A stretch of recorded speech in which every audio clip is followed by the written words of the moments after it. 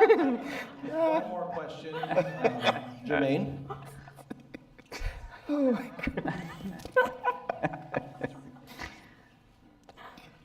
Hey everyone. Obviously the death of Han Solo is a huge moment in The Force Awakens, and I'm wondering how impactful is that, without spoiling anything, to the characters who knew him in the last movie and the previous films? I think we're just keeping it moving, to be honest with you, man. It's true. The pressure's on, man. You know, there's no time. I think that's one thing that's unique to me about watching this movie was just the commentary on war. I think there hasn't been a Star Wars movie yet that has explored war in the way The Last Jedi does. It's very messy. The categorizing of good and evil it's all mixed together. So you know, in terms of Han, there's no, you know, I'm sure we all feel sentimental if someone wants to sit Finn down or sit Rey down, but Rey's off training, she's got stuff to do. I got a back injury, I got stuff to do. I can't think about Han at the moment.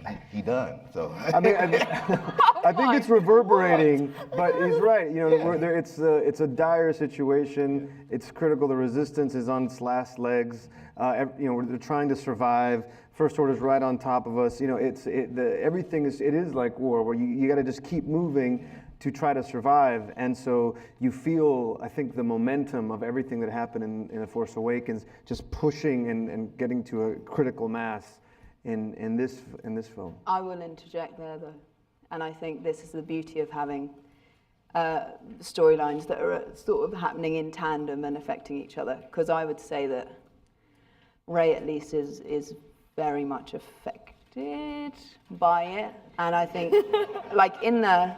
What did I say? What did I do? In the first, like, Rey as a character has been alone for a really long time, and she's really open to like love and friendship. So Finn and BB-8 come along, and it's like this amazing adventure. And then Han, like without trying to, she seeks something from him because there's an intimacy and there's a sort of figure of something she's never dreamed of for her that gets, you know, snatched away, and she's understanding. Everything's new to her, so she's understanding things in a different way. And luckily for me, because I was trying to get to grips with everything going on, and then Rey's trying to get to grips with everything going on. So for Rey, at least, there is some time. Everything's moving forward, but she has some time to ask questions and wonder what it is that leads people would have led someone to do something like that, and also how that directly affects the world around her. Because and then she, you know, she's worried about Finn at home. So I would say she's maybe a little more affected, at least emotionally on screen, than the others. And I just want to say one thing, going back to one of the things about the question about, you know, the strong women in it, because as a guy, I'd like to say that for me, the most formative people in my life have been women. And so that has shaped my destiny so much. And so to see that reflected in the film is really, really a beautiful thing. And so, and it is more true to real life and what's happening now, but what's always happened, which is, you know, they're the ones, you know, that shape you. Leading the way. Yeah. yeah. Well, speaking as the leader of the First Order, I have to say that Snoke is very unimpressed with the fact that there is such a huge female force that seems to be growing in the universe. Deeply threatening, it's deeply undermining, it's got to be stopped, it absolutely cannot go on. And this we see, without giving too much away, a little snatch of in this movie. It's no explaining. I'm going to wrap up the press conference. Going back to Jenna's great question about women in this film and female characters in Star Wars in general. Well, for a long time when I was growing up, there was really only one character, and that was Princess Leia, now General Leia. And of course, Carrie Fisher isn't here with us today, except probably in spirit, giving everyone the finger from back there. But I wanted to ask the women in this film about the impact that Princess Leia had on generations of young girls who were watching these movies, even though there wasn't a whole lot of variety for them. I think this is a character that spoke to them, and Gwendolyn, speaking as one of the idols of the bad girls, as Captain Phasma.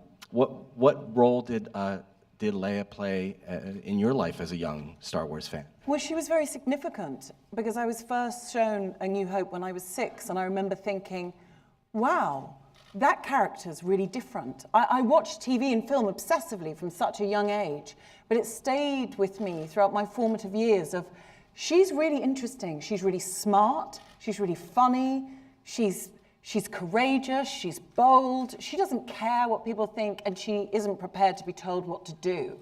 And she doesn't look the same as a sort of homogenized presentation of a woman that we had been used to seeing. So that was really instrumental to me as someone that didn't feel like they fitted that homogenized view of what a woman was supposed to be, that there was inspiration there, that you could be an individual and celebrate yourself and be successful without giving yourself over, without necessarily making some sort of terrible, huge compromise. So it was a big inspiration for me. And you know, to play a character as well from what we've seen in The Force Awakens, I was very excited when I was shown just the basic element of the costume. And here we were seeing a character whereby a woman wasn't, her femininity was not delineated in terms of the shape of her body, in terms of her physical attractiveness, those elements, that weird random group of elements which we're born with. It's some kind of odd lottery and then we're judged on in society. And I was just delighted to be able to have that opportunity. Any other thoughts? Beautiful.